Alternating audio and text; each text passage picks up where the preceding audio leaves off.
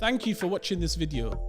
Please help us keep the show alive by liking and sharing this video and by subscribing to the show and making sure the notification button is switched on. For those of you who can help a little bit more, there's a Patreon link down below where you can contribute whatever you can. Every little does help, and all the money will go directly back into the show. You can also keep up with our latest content on Instagram at The No Show Pod, as you can see on the screen. As you know, The No Show is an initiative designed to make academic research accessible to everyone. So do contribute to the conversation, leave some questions, have a discussion, and I'll make sure I get back to everyone. So Amrita, thank you so much for joining me on The No Show. I'm really pleased to have you, and you're joining us from where is it, Hong Kong? Hong Kong. And so thank you for joining me. Could you start off by giving us a little bit of a background about yourself and how you came to study in partitions? Yeah, I grew up in Ahmedabad in Western India, and in the 80s and 90s, it was a really divided city, and there were so many riots. In the 83, 85 riots, I was really involved in some of the riot relief. The riots began as caste riots between upper caste and lower caste Hindus, because the problem was the reservation policy. It was a policy of positive discrimination for lower caste groups to get jobs and to get educational seats in engineering colleges, medical colleges, etc. So there was serious opposition by upper caste, not really even political parties, but it really became more popular, more disorganized opposition from amongst student groups and from amongst primarily student groups and young people. But these riots converted very quickly into Hindu-Muslim riots. And I was watching it happen, newspaper headlines, and the violence moved from between Hindus to between Hindu and Muslim. And it was fascinating. And I thought, we really don't understand why and how this transformation happens, that the other group is always Hindu and Muslim in India in that situation. So that's what made me want to study the formation of these large groups, of how these caste groups that were so antithetical to each other, they were violently opposed, and yet they could fight together against the Muslims. So what was it that made them accept their Hindu identity? That was there like a transitional period, not a transitional period, but was there like a sort of like a landmark situation or an issue that happened that sort of changed the trajectory from an inter-Hindu fighting into fighting between the Muslims? No, it was over a period of 2 months. So yeah, within 2 months, another scholar, Ornit Shani, she has studied it from Cambridge, especially this caste to communal transition. It was within the few months of the riots. There was no event. There was just that one day they are attacking. So the groups all live very close to each other. So one day they are attacking Dalit Chawl. Those are slum-like residences where many, and then the next day they are attacking the next door Muslim worker housing, and the Dalits are joining them in that attack. So it was really, there was no event as such, but certainly political parties got involved in it. And it was a government policy that they were originally objecting to, the policy of reservation. And instead of the government being the target now, it was going to be other people, right? So it became a it was riot rather than protest. And you mentioned in one of your papers, you look at the idea that the partition, the partitions are a colonial construct, and like in order for us to like move past them, we have to obviously understand that fundamentally a colonial construct, and we have to sort of kind of like really go back into history and awaken this idea. But then how is that possible? How do we go back in history, or why is it that the colonials were able to construct such a Exactly, partition? yeah, that's my point. Yeah. So that in India, at least, it's a very much slower long-term process. So 1772, when Hastings fought the war with the Mughal and was replacing the Mughal administration, he said, we will employ Hindu law for Hindus and Muslim law for Muslims. When at that time, there was no such understanding. So the word he uses for Hindus is Gentiles. So that is all the people who are non-people of the book, and Gentus, and then Mohammedans, because they understood Islam a little bit better than they understood Hinduism in the 1770s. And the judge who came here, who came to Calcutta at that time, that he was a scholar from Cambridge. No, sorry, he was a scholar from Oxford, William Jones. He knew Persian, but he didn't know Sanskrit. When he came to India, he studied Sanskrit. So in that initial formulation, they are using the Roman law concept of employing the law of the local population. And they are trying to reduce the variety that they see into some understandable category. And the category they use is Mohammedan and Gentoo. So from the beginning, and I feel really that it is the legal structures that were most productive of this identity. So my thesis, which I wrote in 1995, was about two legal cases in 1860s in the early application of imperial law, and how there they are really, the Vaishnavas, one group was a Vaishnav group, they were fighting against their guru or their spiritual head, and to be recognized, so do we have time to go into some of the details? Please do, yeah, please do, yeah. Yeah, so what the objection was that the guru was being attacked for being sexually licentious and practicing unacceptable by mid-Victorian standards of morality, unacceptable liaisons with his female devotees. So, and then their attack was that he is wrong, but the way in which they formulated the attack is that he is not proper Hindu.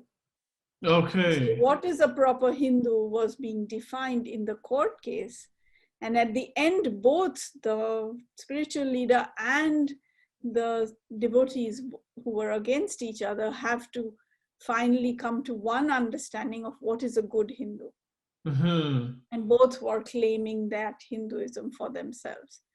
So he's come to court, so he's no longer a spiritual leader, he's just a citizen, like other citizens. And that local authority that he had, the sovereignty as a caste and spiritual head, he loses that. As a citizen, he's a good Hindu. And that's what he's fighting to be recognized. So the law itself produces this character for him. The character of a good Hindu and the identity of a good Hindu. Okay. And I also looked at a Muslim case. So it was a Khoja case fighting against the Aga Khan, some of the local Khoja members. And again, the same thing, they are saying that he's a Shia of a particular type of Shia, but actually there was some objection to his racing and his moral character, but they said he's a proper sectarian head. He follows a correct Islamic practice. Are we Islamic in the origins or not? became the question that they Mm-hmm. finally had to answer. So in the Khoja case, the Aga Khan was able to convince the court that he is the proper descendant from a certain line from the Prophet, and therefore he was the proper Islamic head for their community. Whereas in the Hindu case, the result was opposite, but broadly in terms of community identity, the result was very similar. That the community identity is based on some original definition of what is a good Hindu, based on Vedic, Sanskrit, Brahmanic practices. And for Islam, again, very much based on the Quranic acceptance. And that's a good Muslim, and that's a good Hindu. So the sectarian identities became unimportant. And then, of course, they use these big identitarian labels to claim property, to claim marriage practices, to claim inheritance rights.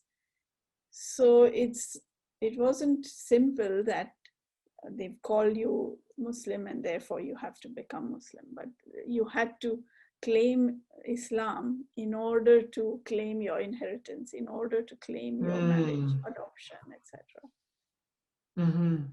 So colonial practices did become internalized then. So can I ask, so the law contributing to the definition of what somebody's religion is, or sort of yes, because the law, yeah. This sort of determinant of like whether who's Muslim and who's Hindu and or who's a good Muslim, what's a good Hindu and what's a bad, yeah. Not a proper. How much of that plays into then the later on issue of like caste oppositions? Caste opposition? Yeah, within the Hindu sector, within the Hindu religion rather.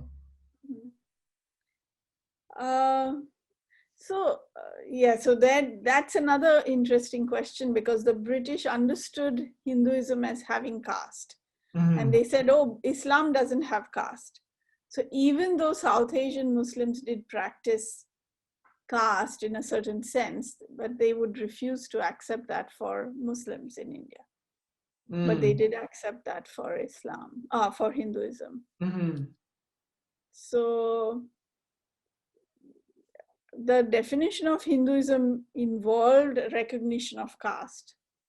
And therefore there's a detailed administration on how different castes, how to overcome caste disability later when there is opposition to untouchability and other caste practices. But Muslim castes are not recognized. So there are certain Muslim castes that are not, that face similar disabilities. And there is a movement now for backward class Muslims in India. So how did, I mean, you obviously paint a picture that the British came into India and had some, I suppose, primitive understanding of the real sort of ethnic and religious makeup of the country. And so when they do decide that they want to partition in 47, how does that come about, and what does it look like when they decided that? So it's a good question, and of course I don't want to suggest that they made it up totally. It's not completely artificial. Of course, people do recognize, I mean, the Quran is a respected authority, and so are the Vedas, and so is Sanskrit, and Brahmanic authority was recognized. But the way in which it is instrumentalized or politicized becomes, and it's in that politicization from, so the third aspect, so the third place which I mentioned at the start of our discussion was political representation. So they want representatives in political councils, in provincial councils, assemblies, municipal boards, etc. And they're going to choose people who can represent broad interest groups. And the broad interest groups are Hindu groups, Muslim groups. And so in provincial legislature. In 1909, they institute the separate electorates, which were, so Muslims will only vote for Muslims and Hindus will vote, and the general category will vote for Hindus. So it was divided to that extent. Yes, so the elections then, they were very low franchise. It wasn't, everybody was not voting, only rich rent-paying individuals. And then women got included in 1920s. They could vote for their candidates, but the Muslims voted separately, they're called separate electorates. They tried to separate the Dalits from the upper caste Hindu voters, but Gandhi and Ambedkar, of course, had a big dispute about it, and Gandhi went on a fast unto death. He didn't allow Ambedkar and the Dalits to be represented by their own people. He said they are Hindus and they should all be in the general category. So there was local politics. It's not only inspired by the British wanted to have separate electorates for Dalit and Hindu, upper caste Hindu, but the local politics prevented that. So what was why was the British perspective to divide up the Yeah, so there is a little bit of a difference that from the nationalist historians. The nationalist historians would like to say that, of course, it was made their rule easier, right? So divide and rule, this was imperial strategy, that if you can divide the population, you can rule it better. And some part of this is Machiavellian in that sense, that maybe and we have plenty of evidence of discussions amongst the British officials that it will help, especially in 1905, for example, the Bengal partition. There was a partition of Bengal in 1905, which was on the grounds of, along the same borders. So most of the Muslim majority districts of Bengal are in the east. So the east was separated from the Hindu majority districts. However, there was opposition to this partition and it failed, the partition attempt. But during that time, we do see some kind of divide and rule type of strategy. But my argument is not that it's really political strategic interest that is causing these divisions. It's really a sociological understanding of society that's causing this. So it's much broader. It's not that the Indians are falling prey to something, to a strategy of rule, but it's also a way of understanding society that's more underlying. So it's not just ruler versus ruled, but it's also involved this upper sector,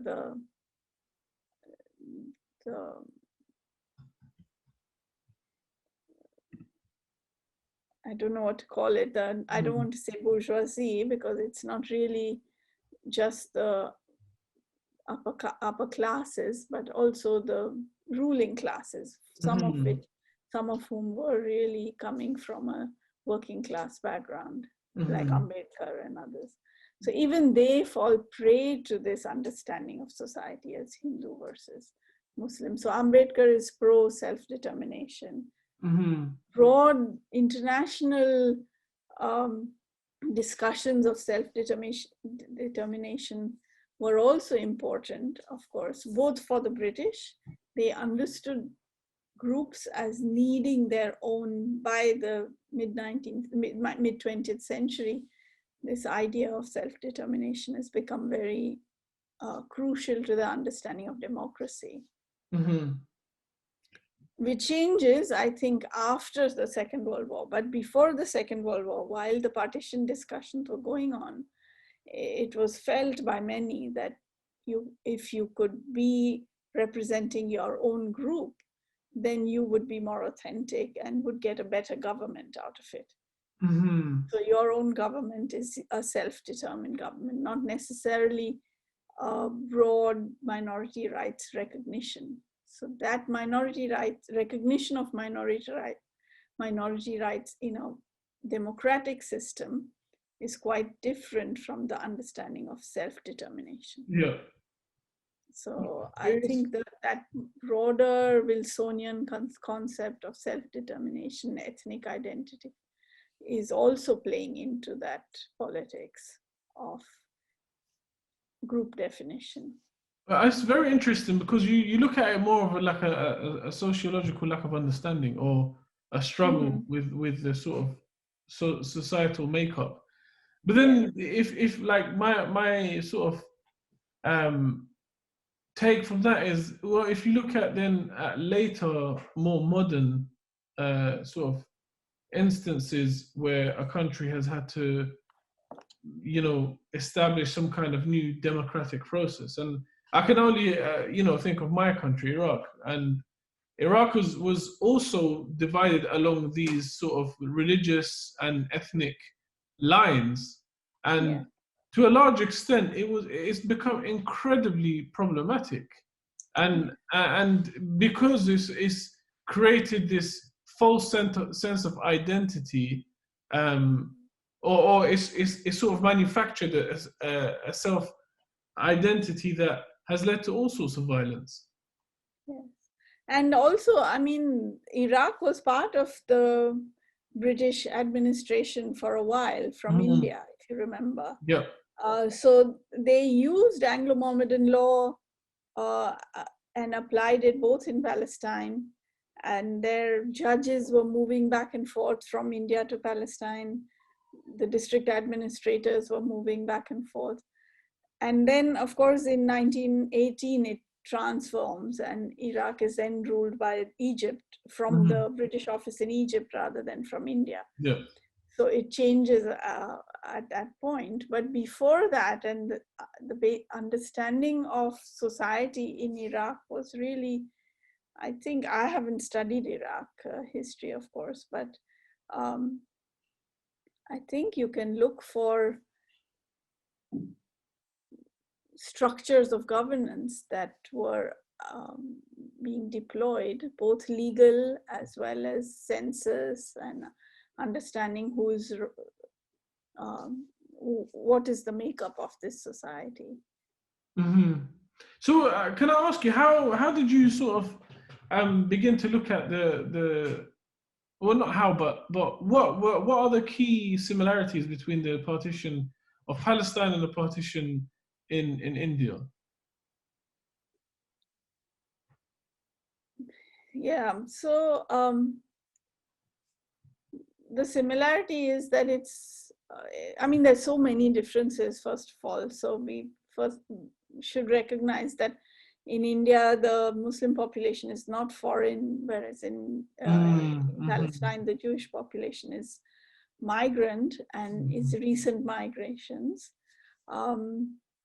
So there were many, many differences, but the similarity is that idea that if you can geographically separate ethnic groups or religious groups that are defined now as nations, and that idea that the religious group will be the best one to rule itself and it needs a space or a nation state to rule itself, and that will solve the problem of ethnic differences or group differences, religious differences.